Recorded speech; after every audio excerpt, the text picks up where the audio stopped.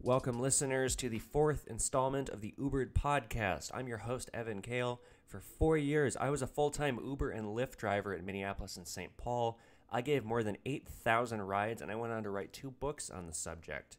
UBERED, My Life as a Rideshare Driver, and the sequel, UBERED 2, both available on Amazon in Kindle and paperback.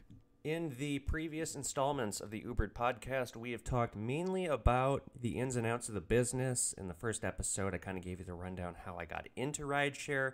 In the second episode, I talked about the dollars and cents behind running the business.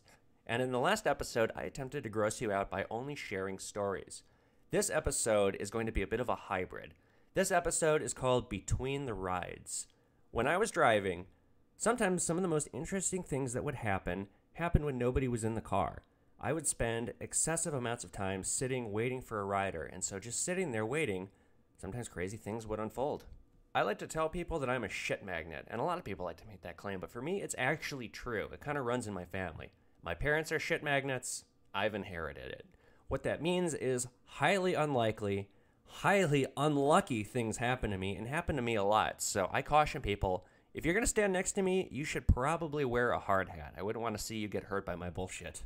And if you find yourself doubting me right off the bat, well, just remember in episode 2, I clarified that my second rideshare car got totaled when another Uber driver blew a red light and T-boned me on the 1-year anniversary down to the exact minute of giving my very first ride. I've also, fun fact, listeners, this is true, I have been attacked by owls 3 times in my life. In fact, one time I got knocked down because the thing came down and hit me so hard. But that is another story. Maybe for another podcast. We'll see if I make another one. For now, let's talk about Uber, Lyft, and what all I did between the rides. As I said in the first episode when I was introducing myself, the motive for me has been writing. I have been chasing this writing dream of mine for about 10 years now.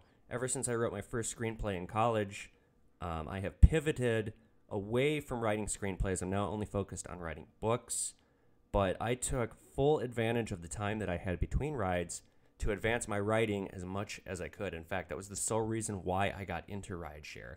I heard not only did it pay well, but it afforded you downtime to work on passion projects. So to me, it seemed like the most appealing thing for me to get into when I first started in 2014.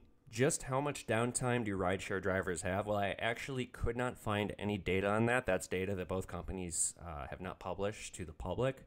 However, in my own experience, the way that our market was structured, if you ended up 5 miles outside of downtown Minneapolis, like the epicenter for good business, where there was surge rides, where there were a lot of customers, a lot of activity, you didn't sit for long if you were in the cities. But 5 miles out, odds were every passenger that you picked up was probably going further away from the cities.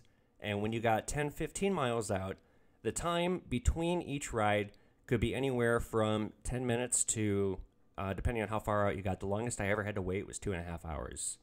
And by that point, I actually just said, fuck it. And I packed up and I drove home. Because it's like, nothing's going to happen. Like, I'm going to just keep sitting here. And so as much, like I said, as much as I valued my time between rides, sometimes I didn't feel like sitting for 3 hours at a time.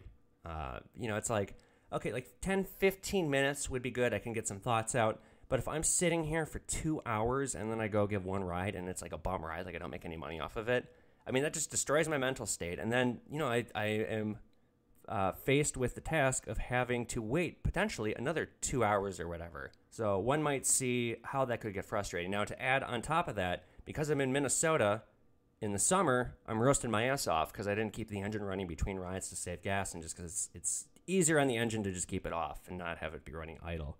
So in the summer, I'm sweating, and in the winter, I'm freezing. Beyond November, as soon as it starts getting below 30 degrees out, the cabin in the car cools down really quick. Even if you heat it up, it'll be cold again, and you'll be able to see your breath within just a few minutes. When it gets to be sub-zero, forget it. At that point, it almost becomes a health risk to leave your car off for too long. And during these time periods of extreme weather, you don't really feel like writing or reading or really doing anything. You just feel like huddling and trying to keep warm, or if you're sweating, trying to keep cool, and you want to get up and pace around your car. So I wasn't always making the most of my time just because of the elements. But when I was making the most of my time, I sure was. When I wasn't writing, I was reading, and I estimate that with all the time that I've had, I've probably read 70 books or more just inside of my car, sitting in my car waiting for rides. I did not, as much as I've always wanted to be a writer, I didn't really enjoy reading that much. Boy, I sure like to read now. I read a book a week now, and this is something that rideshare gave me. Because I was spending so much time on the road, sitting waiting, I was constantly reading new books. If I was a university student, it would have been the perfect opportunity to study. In fact, I lectured at the University of Minnesota yesterday to a class about Uber, Lyft, and the gig economy, and I started, does anybody here drive for Lyft or drive for Uber? One student raised his hand, and I said, well, good. If I was in college, this would have been a great job just for the downtime, because there's really no other jobs that I can think of where you have downtime like this, and you can put that time toward doing something else. When I was in college, I worked at Macy's department store, and I sold shoes on commission. But what I was more focused on doing was writing.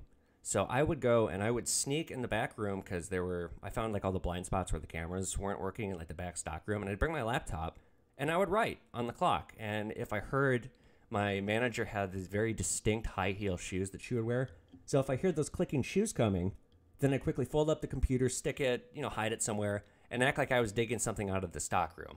So I went on to write, I probably wrote 3 or 4 screenplays while I was on the clock at Macy's over the 3 or 4 years that I worked there. But this, I only wrote 1 screenplay, but I wrote UBERED, I wrote UBERED 2, all in the time that I had between rides. So that's 200,000 word books. I also wrote a good portion of my novel, Wolf in the Jungle, which is a 63,000 word book. On top of that, if you've read UBERED, and I'm not really going to talk about this in the podcast, I don't want to say it's a sore subject, but I attempted to create a YouTube show.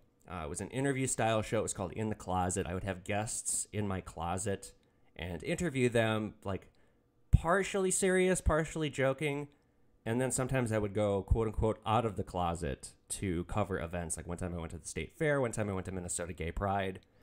But I created that entire show and edited probably somewhere in the neighborhood of 50 YouTube videos, again, just in the time I had between rides.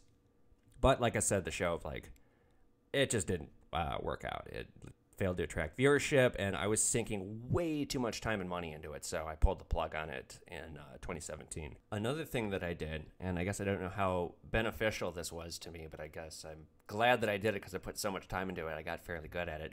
I got very good at doing voices and characters and impressions. Like the senior citizen. Oh, it is old Bushwhacker Bill, isn't it? You know this character. Oh, Bill was a point of interest in a previous episode, and it was. I realize that Australians don't talk like that. And I want to say that every single Australian person that ever entered my car was simply delightful. But I'm not done. I'm going to make you listen to about 3 or 4 more minutes of me doing voices. So skip ahead if you don't want to listen. I don't blame you. Then there is the great sorcerer, Barbushka. I had a sexual encounter with Satan on street of Baltic Sea when I was a little girl, and I was left with the power to see. The great sorcerer Babushka is product of demented boy named Evan, who is stranded in suburb of Maple Grove with nothing but 2 spliffs and imagination. That's right, I got extremely high one day and I thought of this character, Barbushka, who I can't do that voice without both scowling and tightening all the lower muscles in my neck. So you talk. Okay, I'll stop. I do want to include a few more though, just a few more, because I put seriously so much time into doing this. I have to share it somehow. And we cannot forget Dictator by African Dictator, whose name is not a joke, is not funny, and everyone who has made a joke of the name Dictator is now in prison and will never see the light of day again. First name Dick, last name Tater. Nothing funny about this whatsoever. Most of these voices require me to do something physical, like with Bushwhacker Bill, I have to seriously screw out my face. But with this one, all I must do is wag my finger and suddenly I have the power to change a nation. Like this great golden orange man Premier Trump, who I have much to learn from. Oh, it's nearly 2 o'clock in the morning here, dear kids, as I record this. I should soften the voices and impressions for the sake of the neighbors. You Virginia don't fire here, dear kids. Searching the ads on Craigslist looking for some work.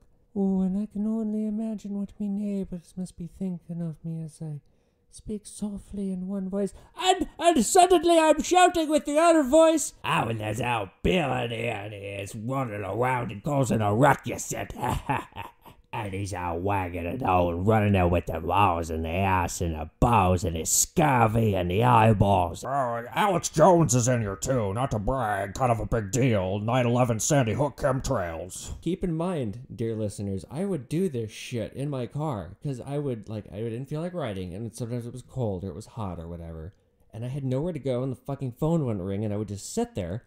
So when he'd start cooking and going crazy and muttering and something. Or other times, if I wasn't making up my own characters, I would practice doing, like, movie character impressions.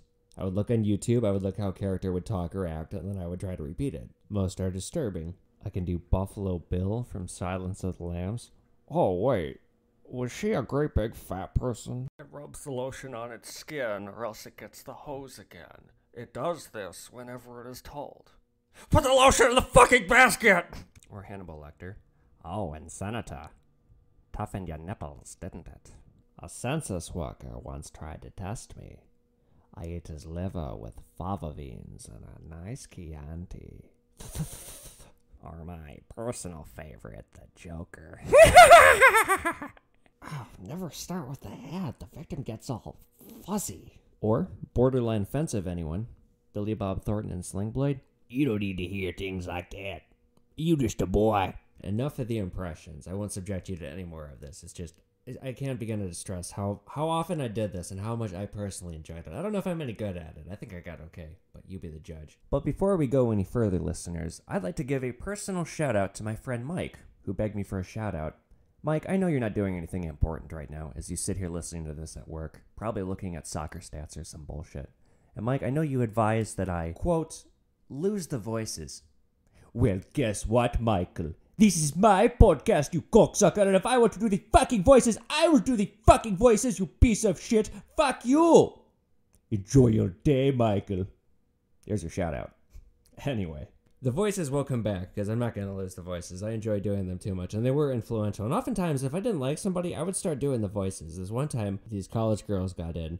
And hello, my name is Hans. This is my new bar. Are we ready to go? We go click on the seatbelts. Ya good, Ryan Munchkins? These girls are like, what is wrong with this dude? They decided they thought I was full of shit, so I put on Rammstein, and I drove really fast for the rest of the ride. When they got out, I go, yeah, we get the 5 stars. Yeah, good. Okay, for real. No more voices. But now I want to segue. I do want to talk about martial arts. So I started doing Taekwondo when I was 13. It was like a very big deal.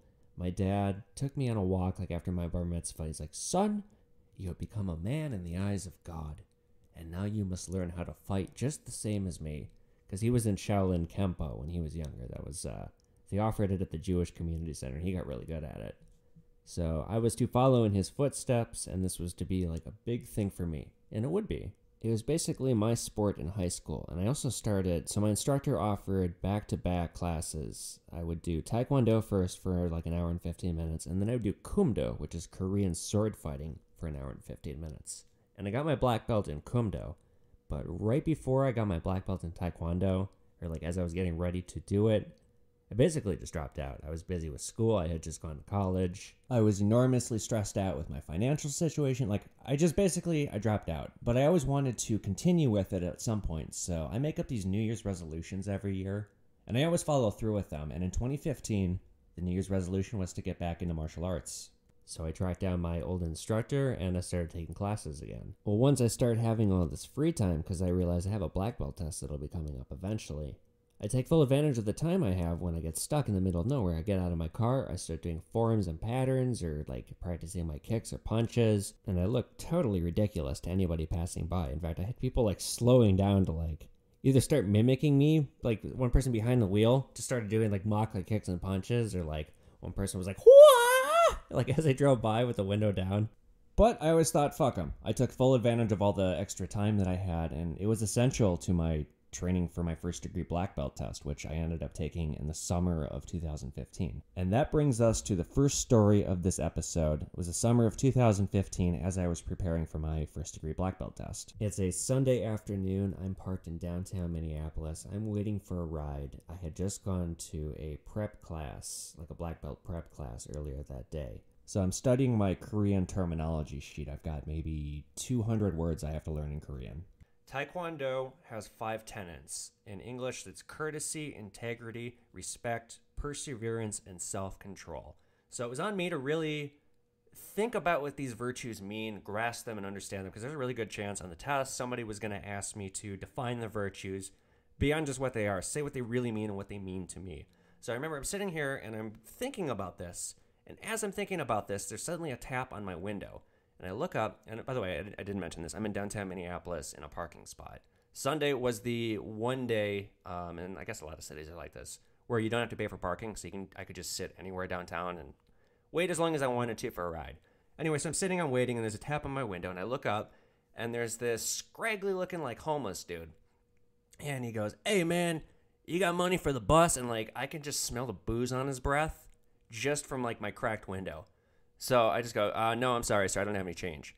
And he gets kind of defensive. He's like, "But you're in a nice car. Like, you definitely got some money. Come on, give a brother some money." And I wave him away, and he starts yelling, and I put up my window because it's just like, just go away. And so he starts yelling at me, but I'm not even listening at this point. I just look back down on my terminology sheet. And suddenly I hear like kind of like a little like trickle sound, and I look up, and this guy is standing there with his dick out, and he's urinating on my tire. And I come flying out of the car, and he's cackling with laughter, and he goes, "That's right, white boy, you piss on me, I piss right back." Now I can see how maybe he might think that I'm rich. I mean, I'm sitting there, I'm a young guy sitting in a BMW. Like, maybe it does seem like, yeah, I could probably give him money. The reality was, not only did I not have any money on me, because like I never carried cash or anything when I drove, but when I was in college, I once gave a homeless guy $20, and like it was $20 I could not spare, but this guy just pulled at my heartstrings. So yeah, I whipped out my wallet, I handed him $20, and he sees the money, looks at it, he goes, "Is that it?" So after that, like that just kind of, and it's not fair to let one homeless encounter ruin my opinion of them all, but it really did sully my opinion. So my rule is I just don't give money to people that are begging for it. I just don't. So another thing that I mentioned about myself, I pride myself in being able to control my temper. But when you piss me off, my God, I can go ape shit. And so pissing on my tire is a lovely way to see just how mad I can get. And so my fists ball up, and this guy is like wide open. Like I can punch him in the floating ribs. I can kick him in the head. I don't know if I'm within my rights to do this. I mean, he is technically desecrating my business. I'm thinking, what am I going to do? I'm going to do something. But as I'm about to make a move on this guy, a voice pops into my head, and that voice says "kuki," which is Korean for self-control. So here I am. I'm about to take this massively important test, probably the biggest, most important test in my life since my bar mitzvah. This is a test not just on skill, but of understanding of the virtue. Am I worthy? And hearing this voice in my head remind myself of this virtue of self-control, I realize this guy's not worth beating up. This is not what Taekwondo is for. This isn't what I've studied for. Fuck this guy. Just, he's pissing on your tire. Whatever. I can get it washed. So just right then and there, I dismiss all of my anger, and I'm so proud of myself for being able to do this, because when I'm this angry, this is the only time I can think where I was able to dismantle my own anger and just calm myself down. So I got back in the car, goosefwaba, let it go. Turned on the car, drove away. Without a doubt, I made the right choice that day. That is a story from UBERED 1. It was trip, well, I guess it's not even a trip because nobody was in the car, but 2,496. So let's move along here to some of the other things that happened between the rides. I guess while we are on the subject of downtown Minneapolis, I'm going to tell you about two more of my trips on my list here of the interesting things that happened between the rides that took place downtown.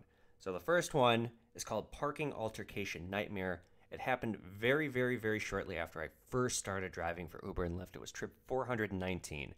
I pull up, I'm outside on 7th Street in downtown, and I'm waiting for this woman to come out and get in my car. But as I'm sitting there waiting, there's a very, very, very small parking space in front of me. Now, the car, 2 spaces in front, it didn't do a great job of parking. So, like it's almost like an inaccessible parking spot. But this pizza delivery guy comes up and he starts trying to like sneak into the spot. And I'm sitting here watching him and thinking like, oh no, please don't, come on, don't try to get into this spot. So he puts his window down and he waves at me to back up. And it's like, I can't back up, man. I'm like as tight into my spot as I can be. And you're an idiot for trying to park here. So, like, I wave him off, like, go park somewhere else. And he beeps his horn, and, like, I put up my hands, like, what do you want me to do? There's nothing I can do.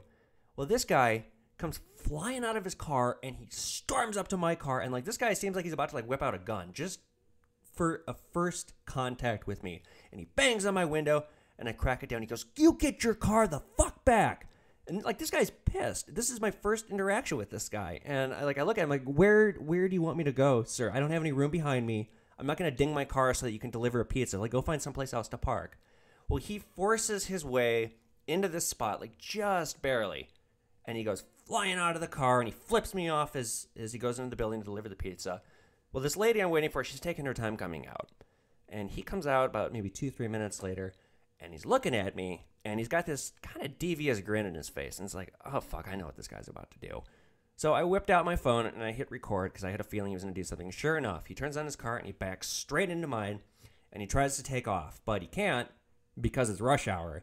And so I get out of my car and I show him that like I'm recording him, and then he gets out of his car and we have this very, very colorful argument on the side of the road. And somehow he's blaming me, even though he intentionally backed into my car and I have it on video. Well, I get his information. I go, okay, I'll be in contact with you with insurance. Yeah, fuck you. Okay, fine. Have a nice day. Bye. Well, I go home later that night, and I attempt to file an insurance claim. And this is how I learned the hard way about why it's so risky to be an Uber and Lyft driver when in the eyes of insurance.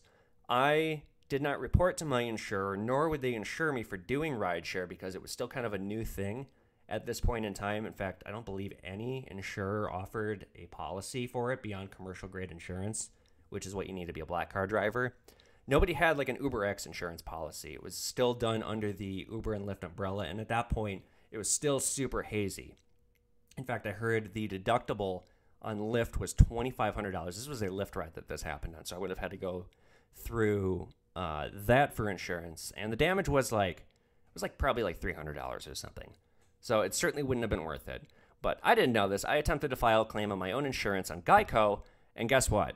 Not only was I not covered for the damage, but this got me blacklisted from Geico, and they labeled me a rideshare driver, so I almost couldn't even get insurance from anyone after that. It was an absolute nightmare. But speaking of nightmares, let's keep talking about downtown Minneapolis, particularly downtown Minneapolis at bar close. Actually, come to think of it, let's pause bar close. We'll talk about that in a second. I do want to mention one more story about downtown Minneapolis before we get into bar close, and that's trip 6,199. It's called Unlikely Altercation, because this is just shocking. I still can't believe that this happened. As I mentioned in a previous episode, Lund's grocery store downtown was the best spot to park because it was free.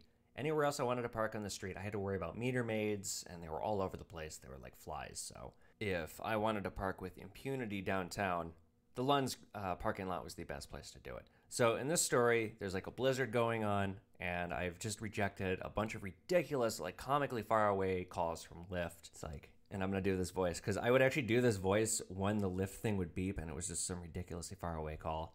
All right, Lyft driver, it's time for you to drive 20 miles to go pick somebody up who's going just down the street so you can get paid $3. All right, rock on, Lyft superstar. And if you don't do it, well, we're going to send you this passive-aggressive email reminding you that you have to accept 90% of calls to remain the top tier of what Lyft expects of its drivers.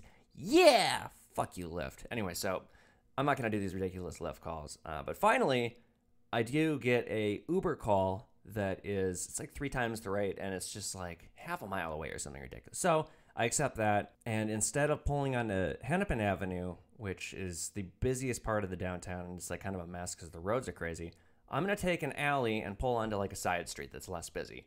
So I go around the side of Lund's, and I go to pull into this alley, but there's a Chevy Malibu, and it's blocking the alley. It's just parked there, and it's sitting, and the lights are on, so it's running idle. So, it's like, okay, I don't know what's going on. I pull up behind this car, and I sit, and I wait for a second, and the car's not moving. I flash my brights once, and the car's still not moving. And I flash my brights again, this time a few times, car still doesn't move. So I tap my horn, car still doesn't move. I tap my horn again, car still doesn't move, and now I'm getting kind of annoyed. So now I lay my horn down, because it's like, come on, what the fuck are you doing? Well, the door of this Malibu shoots open, and this woman who's like a spitting image of a Bravo housewife, like she's wearing a fur coat, she's got high heel shoes on, she's like late 40s, mid 50s, very attractive woman, but she looks pissed, and she comes marching up to my car and smacks on the window, and like I didn't even put the window down. I just look at her, and she's like yelling at me, so now I put it down. She goes, "Hey, asshole, what the fuck is wrong with you? The fuck is your problem? You really think it's okay to just fucking blare your fucking horn at me?" And I'm like kind of wide-eyed because this is my first interaction with this woman. So I go, "Excuse me, miss, I'm sorry, but you're blocking the alley and I need to get through." And she goes, "Turn the fuck around and get the fuck out of here, you asshole." And she's like, she has this look in her eyes that's just pure mania. And so now I'm thinking to myself, this woman might be batshit. And I go, "Madam." I call her madam, by the way. And before I can even say anything else, she just yells, "Fuck you!" So now I'm pissed. So now I go, "Listen to me, please, for 1 second. I have yet to swear at you and you're blocking the alley. I have every right to get through. It's a fire lane and you are clearly not an emergency worker. Please move your car so that I can pass." And she just leans into my crack window and she yells, "Get the fuck out of here, asshole! Piece of shit! Fucking garbage! Fucking go! Go! You are an asshole! You're a fucking prick! Go! Get out of here!" And as I mentioned in the previous story, I have a bad temper. This is not the smartest thing to do, and I'm really starting to get pissed now. So I scowl at her, and I just shift the tone of my voice, and I go, "Lady, you are about to get injured. Badly. I strongly suggest you go back to your car." And so she suddenly is appreciating my severity. Maybe it was just like the look that I was giving her back. But she backs away slowly with her mouth agape, and I think to myself, okay, you know what? I should probably get out of here because this is escalating fast, and this is the kind of shit that people end up in jail for. One of us is going to make a mistake if I stick around, or if she's, I don't know. I got to get out of here. I'm going to be the bigger man. So I put my car in reverse, backed up, cut through the Lund's parking lot, cut onto Hennepin, and then took a right on off of Hennepin to pass this alley again. And in that maybe 40 or 50 seconds, she was gone. So I don't know where she went, but this is the kind of caliber of crazy bullshit that you deal with in downtown Minneapolis. But the king of all this bullshit is bar close. As a rideshare driver, the bar close ride on Friday night and Saturday night was probably my most valuable time slot of the entire week. I could make upwards of 20% of my entire week's earnings just on one single ride. Getting that ride was another challenge entirely, because during bar close, it's like Planet of the Apes. You have people from all different walks of life, rich and poor, young and old. They're all super drunk, and they're all leaving the bars pretty much all at the same time. So because there's such a giant influx of foot traffic, Minneapolis police started putting up these barricades starting at around midnight, so they would just block off large portions of the downtown. And getting to my passenger was such a goddamn headache. I can't even begin to describe how frustrating it was. You're trying to navigate a person who's been drinking all night to a new location other than the one that they have put in, and just communicating that, even though they have all the tools in their hand to find you. All they have to do is look down at their phone and see where you are, because it shows you on the app in real time where the driver's positioned. That was too challenging for most people. So just simply getting that ride, getting that passenger into my car was a challenge all in of itself. But to build on that, like I said, it was chaos because you've got all these people that have been drinking, and on top of that, you have other people kind of trickling into the mix, and a lot of crime was taking place. I noticed a huge spike in crime, particularly on the busiest intersection, which is 5th and Hennepin. There's just a ton of really big bars that are situated right there. So at that time, when you've got all these people coming out, you also have all this like crazy crime going on, and there's just like there's police, there's fights breaking out, there's shouting, there's arguing, there's drama spilling out from the bars. Like, maybe there's like a fight between friends, and now it's reached a boiling point, like right as the bars are getting out.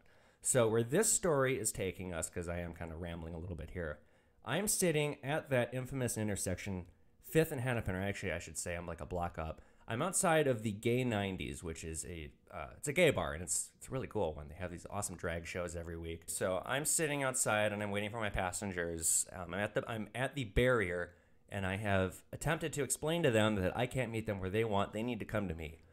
Well, they try to argue with me, and they want me to basically drive down the police barricade, just like ram through it and go pick them up. It's like, no. You want to ride, you come to me. I'm not mowing down a police barricade and mounting the curb so that you don't have to walk 2 blocks in the summer. Fine, we'll come to you, fine. So I'm sitting, I'm waiting, and I look in front of me, and behind the barricade, I see 2 people are kind of starting to get into an argument, and I can hear them shouting at each other. One person shoves another, one person throws a punch, misses, hits someone else, and in about 3 seconds, this massive brawl just breaks out, like right in front of me. So I have to put my car in reverse because somebody gets tackled through the barricade, and if I had not moved my car, they would have come falling onto the hood of my car. And then I suddenly hear, "Stop it!" And I think he was working at the Gay 90s. He was a bouncer from somewhere. He's got a can of pepper spray in each hand, and he just like unleashes a cloud to try and disperse this crowd. And people suddenly, they're screaming. It's like a riot going on. It's just like chaos going on in front of me. So through this like cloud of pepper spray and screaming and chaos, my passengers come running into the car. One of them got hit with like the pepper spray, the tear gas, or whatever the hell it was. And they just fall in the car like, "Get us out of here."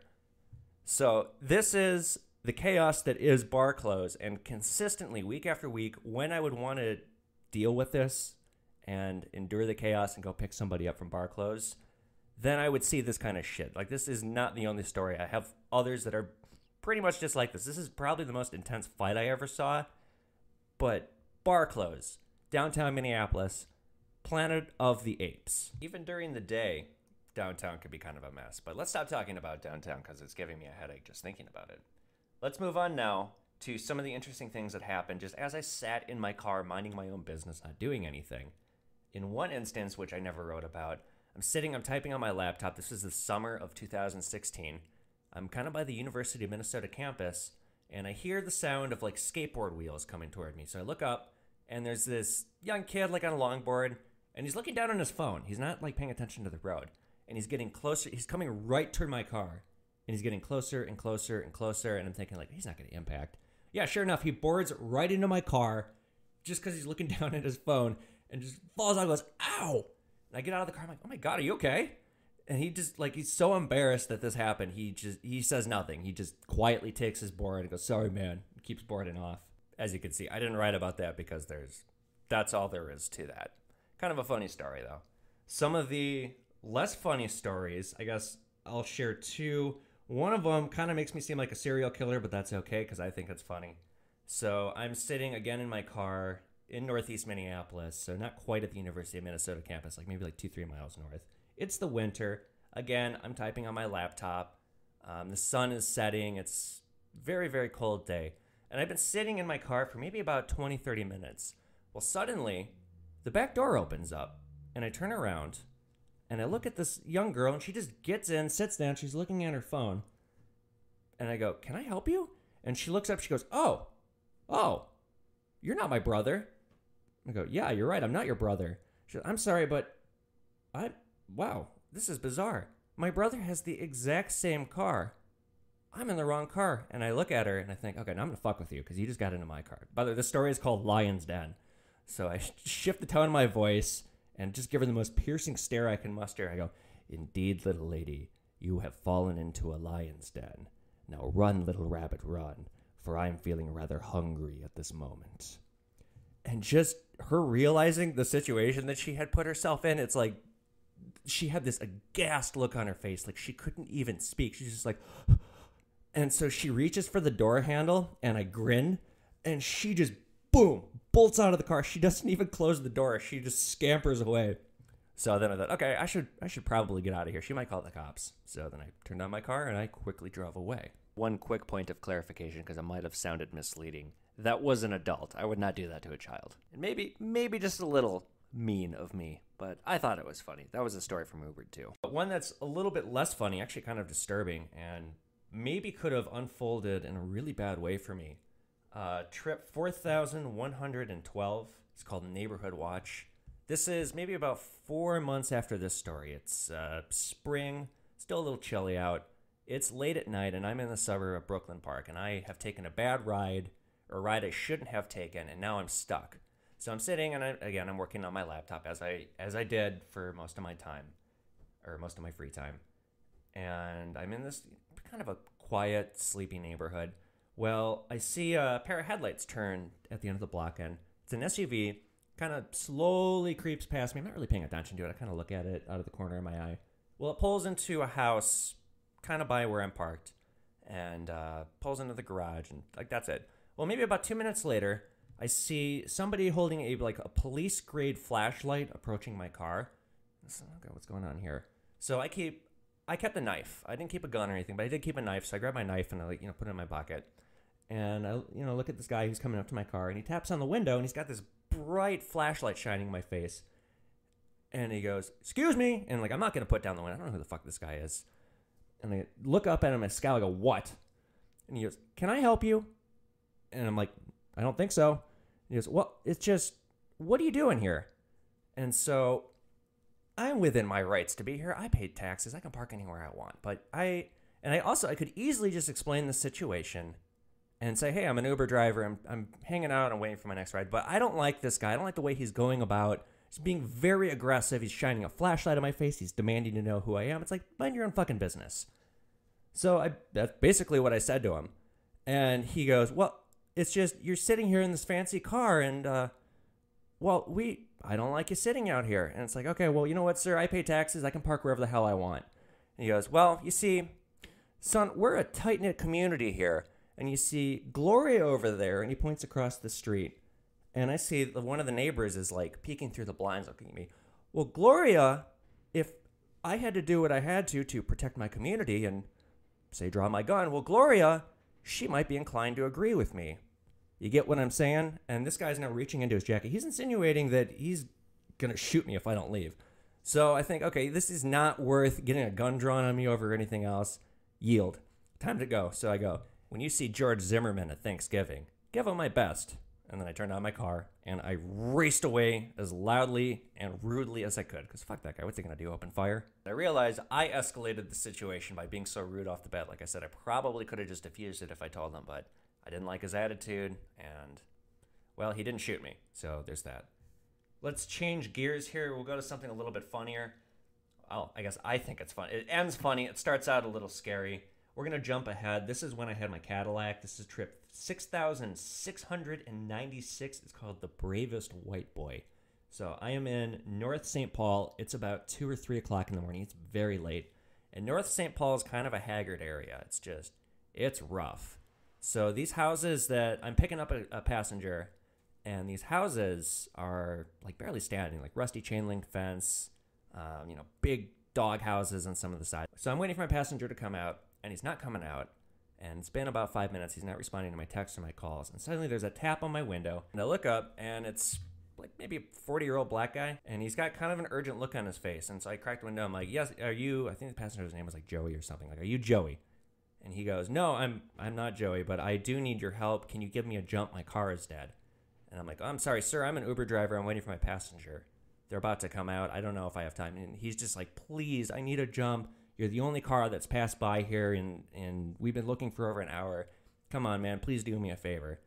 So I look again at my phone, and Joey's not coming out. So I cancel on Joey. I give him the fee because it's been 6 minutes now. Should have come. Should have responded. Should have texted. Should have done something to acknowledge that he knew that I was waiting. So I follow this guy down, maybe about halfway down the block, and there's this rusty Toyota 4Runner, something like that, and it's got the hood up. And there's 2 kind of hard-looking guys standing around, but they're peering into the engine. So I shut my car off, and I step out, and he goes, "All right, I'll be right back. I'm going to go grab my jumper cables." And he's walking up to the yard of this house, but instead of going the front door, he disappears around the back, and he's gone. And suddenly I realize I'm surrounded by about 15 of the hardest looking motherfuckers I've seen in quite a while. I mean, these guys all look like they were taken straight off the south side of Chicago and dropped in St. Paul. I'm talking enough tattoos, and this is a description I use in my book, enough tattoos to render all of their skin color simply inked. So I realized, oh boy, I might have just walked into a robbery. I got my laptop in my car. You know, I mentioned that I do martial arts. I can take a few of these guys. I can't take 15 people at once. I'm going to get murdered if these guys try to jump me. I'll just give them what they want. So I'm processing the danger that I've suddenly put myself in, and I feel an arm clasp around my shoulder, and I instinctively grab it because I'm going to, whoever's touching me, I'm going to just, throw them on the ground. But I grab it, and I look, and as I look to, make a move, it's this dude. He's got, oh man, this guy's got gangster grills. I'm talking, gold teeth up and down shining, and he's handing me a bottle of, vodka, and he goes, hey, man, why don't you take a pull? And it was less of a suggestion and more of a command. It didn't seem like I should refuse them. So I take the bottle, I tilt it back, and it's just the shittiest vodka you can imagine. And I hand it back to him, and I try not to break face. And he looks at me, he takes a swig, he goes, wait a minute, man, who the fuck is you? And I go, oh, your friend is wanting a jump, so I stopped to help him. And now I look, and the guy who hailed me is coming back, and he's got jumper cables in his hands. And so this guy who handed me the vodka, he goes, wait a minute. It's the middle of the fucking night, and you stop in the hood to help this motherfucker out in this nice-ass car. I'm like, well, y'all seem like such a fun bunch. How could I resist stopping? And so that got everyone laughing. Well, they hooked up the jumper cables, and indeed, that was all they wanted was a jump. So as I'm shaking everyone's hands, and everyone's thanking me, and I'm getting in the car, and I'm driving away, and I got the window down, and I'm so relieved. And I hear one of them go, can you believe he would stop in this neighborhood? And somebody else goes, that right there is the bravest white boy I have ever seen. All right, listeners, I've got one final story for y'all. It's called Crickets. It's trip 5,732. It took place in the summer of 2017. So Lyft had been doing this new initiative because they've been coming, well, I guess Uber had too, but Lyft was really trying to set themselves apart as the moral instigators because so much data had been coming out about how much Uber drivers and Lyft drivers were just bleeding money and how the independent contractor system was just screwing them over. So they each were attempting to do these things to make it better, basically putting these cheap knockoff substitutions that are nowhere close to what they should have been doing to protect their drivers, which, like I said, is just making them employees. So one of the things that they were doing, Uber and Lyft were now offering destination mode, meaning just a limited amount of times per day, 6 times per day on Lyft and twice per day on Uber. You could choose the direction you wanted to go, and it would pair you with passengers along the way. Now, there's a lot of shortcomings that came with that. It was a useful tool. I'll talk more about the shortcomings and stuff related to destination mode in a later podcast. So that was one thing that had happened to kind of make conditions a little bit better, give drivers slightly better odds that they'll make more money. Another thing that Lyft was doing was offering, Uber called them quests, and I can't remember what Lyft called them. It was give X amount of rides, I think the number was 30, accept 90% of the calls that are coming through during that time period of that week, and get a bonus, a large bonus, several $100s. But if you fell below 90% at any point during that week, you were no longer qualified. So basically, 1 or 2 or 3 bad rides, and then you end up in a distant suburb, and then suddenly you're doing these crazy trips where you're racking on just nothing but dead miles. And most of the rides are not surge, or they're not prime time because you're in the rural areas which rarely surged. So you're basically stuck doing trips that give you dead miles and you don't get paid a lot of money, and you have to hope that the bonus that you're getting is going to make up for that. So in this particular week, I was coming very close to fulfilling the goals. It was Saturday night, and one ride had taken me to some way far northern suburb, and then suddenly I realized I'm stuck doing all these ridiculous requests. So I'm stuck up north, I drop somebody off, and I go to park, and already that day I had taken some trips that were just not favorable to my car. I had racked on a lot of dead miles. So now that I'm up north, I know with pretty much certainty the rest of the calls are going to be spread apart. I'm not going to make very much money, and in all likelihood, I'm probably not going to catch a ride back to the cities, which is where I need to be. Especially because when you are doing these, when it's about the amount of rides you're giving, you just want short rides. Because if all you're doing is short rides that don't take very long and they're all close together, then that bonus plus the short rides is, well, it's a much higher ratio than you would earn otherwise. Anyway, so I drop somebody off, and I'm driving down the neighborhood. I'm blasting rap music. I see this old lady in her yard, and she's like, her dog's like taking a crap, and she scowls at me. She sees me coming. So I just do the bushwhacker, like I put down the window, and I do the bushwhacker Bill voice at her. I just go, "Oh yeah!" That's like bushwhacker Bill's catchphrase as he screams, "Oh yeah!"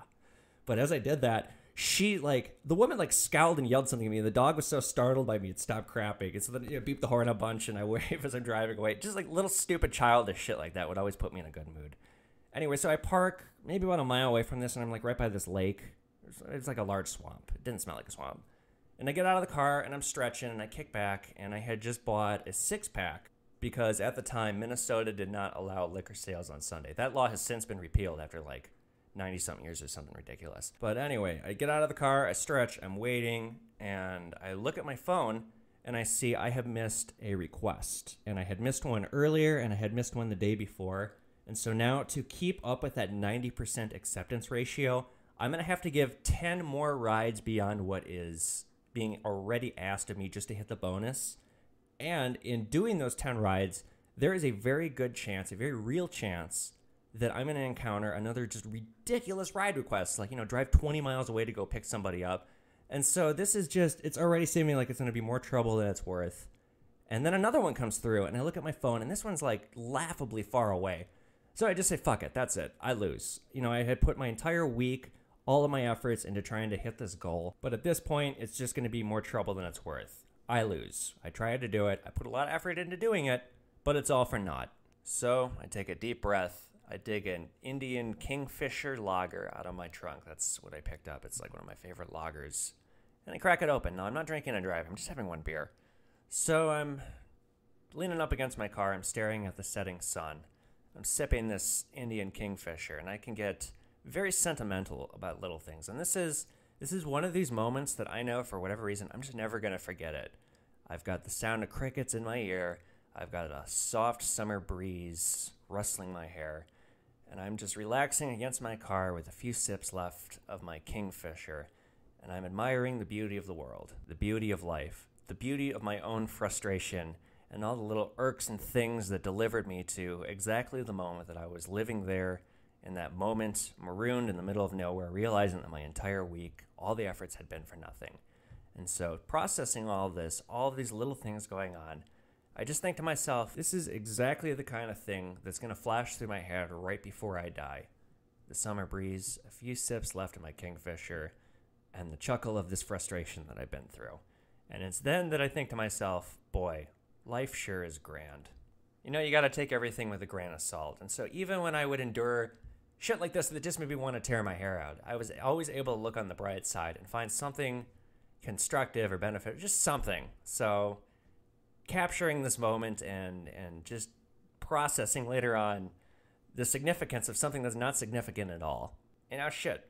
Life is beautiful. Call it a cliche. And so ending on that sappy cliche, listeners, that is all that I have for this edition of the UBERED podcast. This has been UBERED episode 4, Between the Rides. I'm your host, Evan Kale. I'm the author of UBERED My Life as a Rideshare Driver, the sequel, UBERED 2, and my debut novel, Wolf in the Jungle, all available on Amazon in Kindle and paperback. Listeners, you have been UBERED. I'm Evan Kale, signing off.